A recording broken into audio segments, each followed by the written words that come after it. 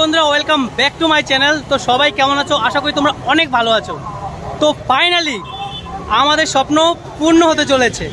তো আমি রয়েছি হাওড়া রেলওয়ে স্টেশন, আর আজকে হাওড়া থেকে আমি যাব কেদারনাথ যাত্রা।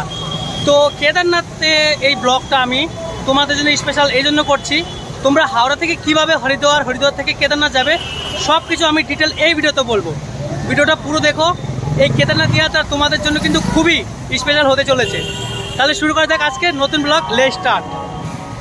ভিডিওটা কিন্তু আমাদের জন্য অনেক স্পেশাল হতে চলেছে। আমার সাথে রয়েছে আমার তিনটে দাদা, তাপসদা রয়েছে, গোপালদা আর একটা দাদা রয়েছে। তো আমরা চারজন মিলে কিন্তু এই ব্লগটা সম্পূর্ণ করব। তো আমরা কোথায় যাচ্ছি?